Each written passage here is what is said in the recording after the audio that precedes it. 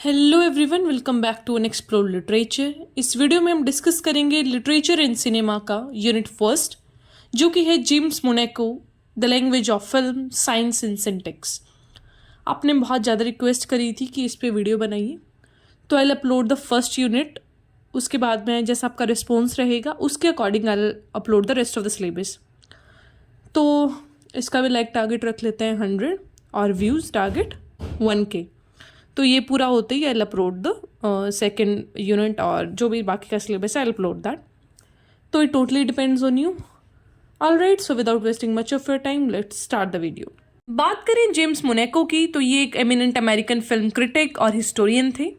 And as a film critic इन्होंने the New York Times, the Village Voice और American film के बारे में लिखा है। बहुत सारे अलग मैगजीन्स के अंदर भी, और कल्चरल कमेंटेटर भी रहे हैं टेलीविज़न और रेडियो पे। तो इन्होंने मतलब जो पूरे एक फिल्म का स्टडी है उसमें अपना बहुत ही ज़्यादा इंपॉर्टेंट रोल है जो वो प्ले किया है। हमारा सबसे पहला टॉपिक है फिल्म सेमियोटिक्स।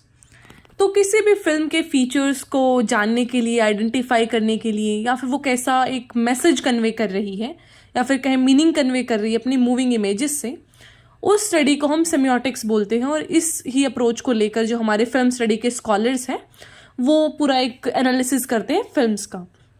तो सेमियोटिक्स की डेफिनेशन देखें तो सेमियोटिक्स एक साइंस है of studying the language as a system of communication, कि हम कैसे स्पेसिफिक साइंस से, वर्ड्स से, रूल ऑफ ग्रामर, ऑर्गेनाइजेशन, इन सारी चीज़ों से हम क्या करते हैं, पूरा जो हमारा एक सिनेमा का लैंग्वेज है वो बनाते हैं, जिससे हमारी जो स्टडी ऑफ सिनेमा है उस पर मेजर इम्पैक्ट आता है।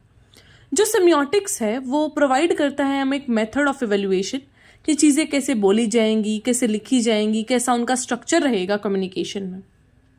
जो फिल्म थियरिस्ट हैं वो सेमियोटिक्स को अप्लाई करते हैं एग्जामिन करने के लिए कि जो फिल्म है वो प्रैक्टिस और प्रोडक्शन ऑफ इमेजेस, साउंड और सीक्वेंस से एक लैंग्वेज की तरह काम करेगी या नहीं, मतलब वो अपना मैसेज जो है वो ऑडियंस तक पहुंचा पाएगी या नहीं। ये एक मेजर एस्पेक्ट रहता है एक फिल्म का, क्योंकि अगर आपने एक फिल्म बना दी और उसमें हो क्या रहा है वो ऑडियंस तक पहुंच ही नहीं रहा है तो उसका कोई फ़ायदा नहीं है, because the audience will not be able to connect with you. अगर वो आपकी बात ही नहीं समझ पा रहे हैं तो फिर उस फिल्म का कोई मतलब बनता नहीं है। इसलिए जो सेमियोटिक्स है वो आपका रोल प्ले करता है इन चीज़ों को एक अच्छा सा स्ट्रक्चर देने में, समझने में, स्पोकन और रिटन तरीके से। मोनेको का वर्क बेसिकली दो स्कॉलर्स की थियरीज पे काम करता है। पहले है क्रिश्चियन और दूसरे हैं पियर्स। क्रिश्चियन का work the imaginary signifier and Peirce का फिल्म लैंग्वेज बहुत ज़्यादा इंपॉर्टेंट रोल प्ले करते हैं फिल्म सेमियोटिक्स में, और इन्होंने डीपली इन्फ्लुएंस भी किया है फिल्म थियरी को 1970s से। जो C.S. पियर्स हैं, लेट 19th सेंचुरी के अमेरिकन फिलोसफर, उनको ऐसा माना जाता है कि भाई इन्होंने क्या करा है, जो टर्म है हमारी सेमियोटिक्स उसे कॉइन करा है। फिर आपका सेकेंड टॉपिक आता है साइंस, जिसमें हम पढ़ेंगे फिजियोलॉजी ऑफ परसेप्शन। तो जो सिनेमा है उसका अपना ही एक ग्रामर है। वो अपने ऑडियो विजुअल मीडियम से क्या करता है, पूरे इमेजेस को एक सीक्वेंस में लगा के कुछ जो एक मैसेज है उसे इंटरप्रेट करता है। लेट अस से कि हमने दिखाया कि सब लोग ऐसा वाइट कपड़े में हैं, बहुत पीछे सैड सैड सा म्यूजिक बज रहा है, तो विजुअल इफेक्ट क्या हुआ कि सबने वाइट क्लोथ्स पहन रखा है। और जो आपका ऑडियो इफेक्ट है वो क्या हुआ कि पीछे बहुत ही धीमा धीमा या फिर एक अलग ही आपके वॉइस इफेक्ट होते हैं, जो बहुत ही सैड सा, लूमी सा एक इन्वायरमेंट आपने बना रखा है। तो उससे आपको क्या इंटरप्रेट कर पाएंगे आप कि भाई बहुत ही यहाँ पे दुख का कोई सिचुएशन है या फिर किसी का डेथ हुआ है। तो वो जो चीज़ें हैं, जो एक आपका ऑडियंस है वो कैसे उस चीज़ को इंटरप्रेट कर पा रहा है, क्योंकि उसकी सोसाइटी में या फिर उसका जो एक पूरा इन्वायरमेंट है उसमें वो चीज़ें प्रेजेंट है। ठीक है, तो जो ग्रामर है सिनेमा का, that is driven from the language of the people, जहाँ से भी उस चीज़ को लिया गया। अगर हॉलीवुड है तो वहाँ पे उस सोसाइटी से लेंगे, बॉलीवुड है तो वहाँ अपना सोसाइटी से उस चीज़ को उठाएगा। तो इस तरीके से हम क्या करते हैं, पूरा एक परसेप्शन बनाते हैं हमारे ऑडियंस का। जो फिल्म है वो एक क्वाज़ी लैंग्वेज है, जिसका मतलब होता है that even though learning is not needed with time and repetition, लेकिन जो लोग हैं वो क्या कर सकते हैं, नुएंस स्किल्स और सोफिस्टिकेटेड अंडरस्टैंडिंग रख सकते हैं सिनेमा का कि भाई सिनेमा काम कैसे कर सकता है। ठीक है, तो इससे हमें कोई ज़्यादा एक्स्ट्रा क्लासेस लेने की ज़रूरत नहीं है। आप टाइम के साथ उस चीज़ को सीख जाते हैं कि भाई सिनेमा इस तरीके से वर्क करेगा। तो जो मोनेको हैं वो सजेस्ट करते हैं that while an educated approach is not necessary to watch and understand a film, जो मेटाफर है लैंग्वेज का is very much useful to describe a film, कि जो लैंग्वेज है वो बहुत ही इंपॉर्टेंट रोल प्ले करता है, जो आपके साइंस है। अब साइंस का मैं एग्जांपल लेके दिखाऊं तो लेटस से कि मेरी लैंग्वेज है उसमें एक रेड कलर का फ्रूट है जो उसको एप्पल बोलते हैं। अब फिल्म में भी वो दिखाया है तो आई रिकॉग्नाइज दैट कि भाई ये तो इस एक्टर ने एप्पल पकड़ रखा है हाथ में, ठीक है। लेकिन अगर जो मेरी सोसाइटी है वहाँ पे जो रेड कलर का फ्रूट है उसे हम लेटस से पाइनएप्पल बोलते हैं, तो मैं उसको इसी तरीके से तो एसोशिएट करूँगी ना। तो किसी भी एक सिंबल का मीनिंग लैंग्वेज से एसोशिएट होता है। हम जैसे भी उस चीज़ को देखते हैं, अगर रेड कलर की चीज़ है और हम उसे एप्पल बोलते हैं तो हमारे लिए एप्पल ही बन गया। लेकिन अगर किसी और सोसाइटी में उस चीज़ को बनाना बोलते हैं तो उनके लिए वो बनाना है। तो that totally depends on the language कि आप किस चीज़ को देख के क्या आपके दिमाग में इमेज बनता है। अगर मैंने बोला एप्पल तो आपके दिमाग में बनाना नहीं आएगा, आपके दिमाग में एप्पल ही आएगा, क्योंकि आपने उस वर्ड के साथ एक इमेज एसोशिएट कर लिया है। तो this is what they want to show या फिर what they want to highlight here.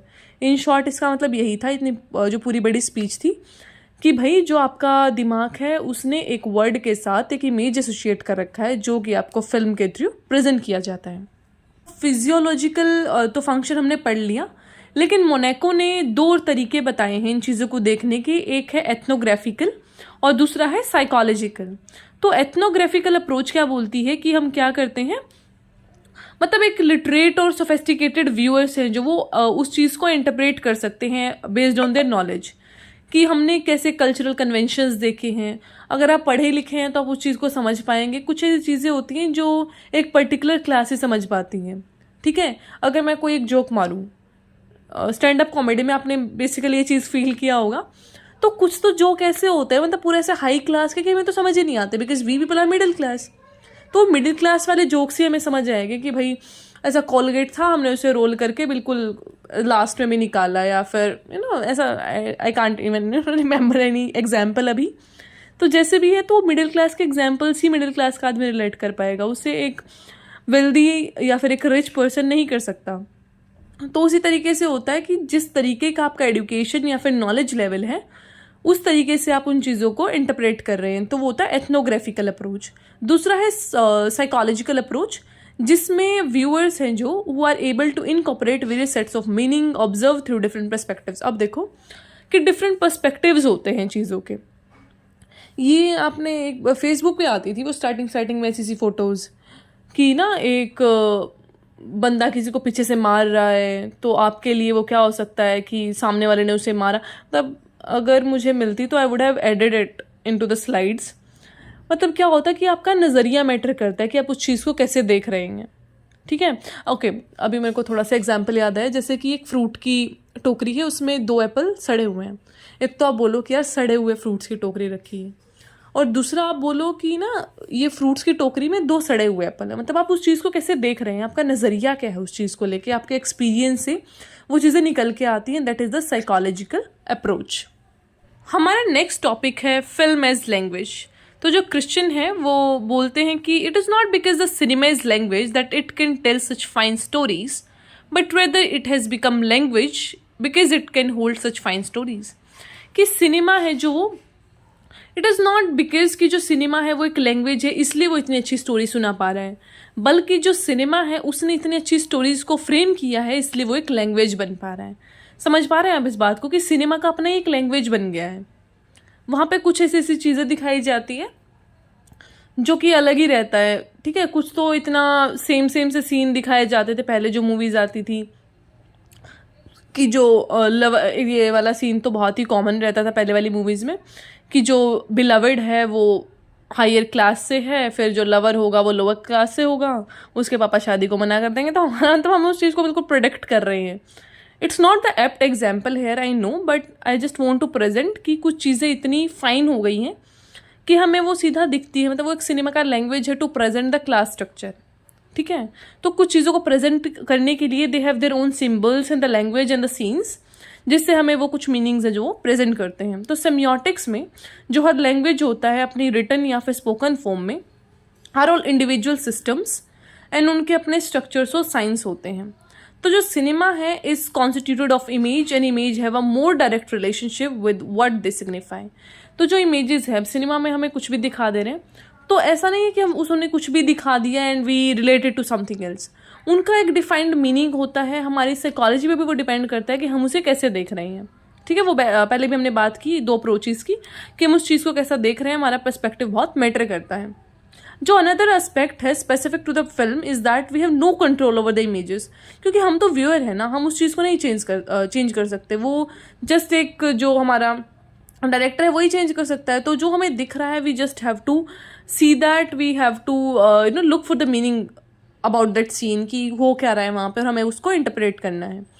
फिर आती है बात सीन्स एंड सीक्वेंस की। तो जो scenes and sequence are developed according to the choices that the film maker make, the practice that are common in the industry, skill of performers and film genres. तो जो scenes और sequence होते हैं वो भी बहुत इंपॉर्टेंट रोल प्ले करते हैं। आप किसी सीन को, जैसा कि दो लोग बैठे हैं और आपने बिल्कुल ऐसा, अब मेरे को सीन का तो ऐसा I can not recall the name, आप बहुत ही क्लोजअप सीन, हाँ दैट्स क्लोजअप आई गेस, उसे आप बहुत क्लोज से लेंगे, किसी दो व्यक्ति पे आप फोकस करेंगे ऐसा पूरा, तो आपको पता लगेगा कि this two people are the leads और इनकी बात है जो बहुत मायने रखती है। ठीक है, तो किस तरीके से आप शूट कर रहे हैं चीज़ को, वो भी बहुत मायने रखता है कि कहाँ से, किस एंगल से वो चीज़ें देखी जा रही हैं।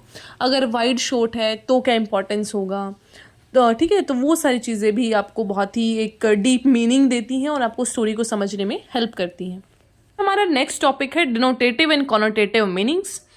कॉनोटेटिव का मतलब होता है कि इम्प्लीकेशन से दिखाना, किसी चीज़ को कॉनोटेट कर देना, कि लेट अस अज्यूम दिस, ऐसा बोलते हैं ना कि हम let us take this X and Y, वो मैथ्स में होता था, वो हम क्या करते थे कॉनोटेटिव तरीके से यूज़ करते थे। फिर होता है डिनोट करना, मतलब कि आप लिटरली जो बोलना चाहते हैं वही चीज़, कि अगर ये एप्पल है तो ये एप्पल ही है, पाइनएप्पल है तो पाइनएप्पल ही है। ठीक है, वो लिटरल मीनिंग होता है। तो film like any other written spoken language communicates meaning through its denotative and connotative potential. तो अपना कॉनोटेटिव और डिनोटेटिव पोटेंशियल यूज़ करके आप तक है जो किसी भी मैसेज को या फिर किसी भी सीन को प्रेजेंट करते हैं।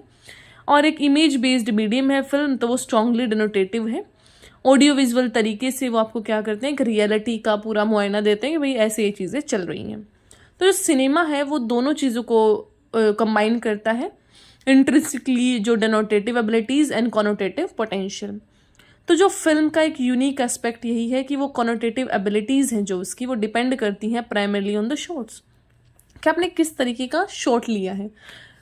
अब जो आपका एक विलन होता है, अगर आप उसको शूट करेंगे ऐसा पूरा वाइडर चीज़ से या फिर क्लोजअप सीन में, और उसके चेहरे पे पूरा दिखाएंगे कि वो सीरियस सा चेहरा है, तो उस तरीके से आपके व्यूअर्स को पता लग जाएगा कि भाई ये आदमी कुछ ना कुछ गड़बड़ करेगा आके। अब सीरियल्स में नहीं होता है आपका, वो कई बार उनके चेहरे पे ऐसा फ्लैश सा मारते हैं कि उनको पूरा झटका लगा है उस चीज़ से। और एक फिर वो आती है नागिन वाले serials types, I was just looking at a video, उसमें था कुछ ऐसा कि वो ऐसा पूरा अपनी चोटी घुमा रही है एंड शी इज़ लाइक अब मैं बदला लूँगी। तो उस टाइप का कि आप उस चीज़ को इतना फोकस कर दे रहे हैं कि the viewers get to know कि भाई ये कुछ ना कुछ गड़बड़ करके जाएगी। तो वो चीज़ आपको अंडरस्टैंड करना होता है and that depends on this shots, कि किस तरीके का शॉट है जो फिल्म मेकर ने वो लिया है। तो इस तरीके से आप ये जो डिनोटेटिव और कॉनोटेटिव मीनिंग है वो समझ सकते हैं। इससे ज़्यादा इस वीडियो में कवर नहीं करेंगे, अदरवाइज़ बहुत ज़्यादा लंबा वीडियो हो जाएगा। सो आई होप आपको समझ आया होगा। फिर भी कोई क्वेश्चन है तो आप कमेंट में लिख सकते हैं, I will answer that. Don't forget to subscribe the channel, like the video and share it with your friends. I will meet you in the next video. तब तक लाइक टारगेट पूरा करा दो एंड व्यूज़ ऑल्सो।